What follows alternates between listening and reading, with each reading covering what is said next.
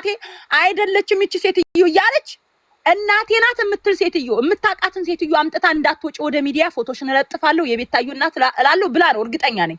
አምጥታ ለጠፈች፣ በስልክ አስገባች። እናውቃታለን የምትሉ ሰዎች ብላ ደግሞ አደራጀች በውስጥ። ከዛ በስልክ እየመጡ ቤቴ እናውቃለን የቤታዩ እናት ናት የሚል ሰዎች አምጥታ አሳመነች በምትችለው አቅም። እሱ የሚባለውን ሰውዬም እኮ ሰው አምኖ አሳዘነችኝ፣ አንጀቴን በላችኝ። እንዴ ሰው እኔ ቅድም እንዳልኩት ከተባዘሉታል እንዴት እንደዚህ አይነት ድራማ አይገባውም? ይቺ ሴትዮ ሰው ያመናት አሁንም ወደፊት የብዙ ሰው ህይወት እንደምትበጠብጥ መታወቅ አለበት። ጃጓር ግን ስተት ሰርተሃል። እንደዚህ አይነት ባለጌ ሰዎችን አታበረታታ። እኔ እንድታበረታታ አልፈልግም። በቃ ላይክ ለሰዎች ለትክክለኛ ሰው ብታረግ ኦኬ። ለእንደዚች አይነት አውሬ ነገ ጧት ያንተንም ህይወት ትበጠብጣለች፣ የመብረቁንም በውሸት ፈብሪካ ታመጣልሃለች። ጠብቅ። አሁን እኮ አጥንታ እኮ አይደለም ውሸት ነው የምታመጣው። ያንተ ማንነት እኮ ብታመጣ ጥሩ ነው። ውሸት ነው የምታወራው። አንድ እውነት የላትም። ጥኒጥዬ እውነት ካለች በዛች ሱፍት ታረግና ጭምርምርምርምር አድርጋበት ነው የምታወራው። እና መጠንቀቅ አለባችሁ። ተሳስታችሁ ሄለን የምትባል ሴትዮ ጋር የምትደዋወሉ እናንተም ነገ ጧት ብር አምጡ ነው የምትባሉት። ሳራ ላይ እየሰራችሁን ሳራ ግን ምስኪና ታሳዘነች። ላለመሰደብ ብላ የሁሉ ብር ታወጣለች። ለምን እንደ ቁራ ቲክቶክ ለምን ሙሉ አይሳደብም?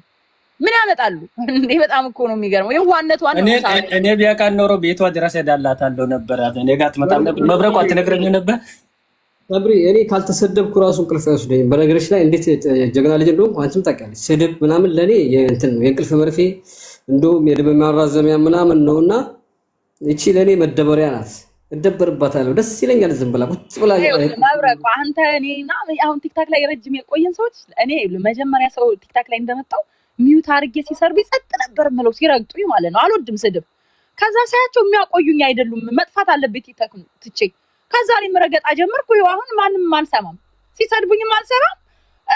መሳደብ ካለብኝ በረግጣቸዋለሁ።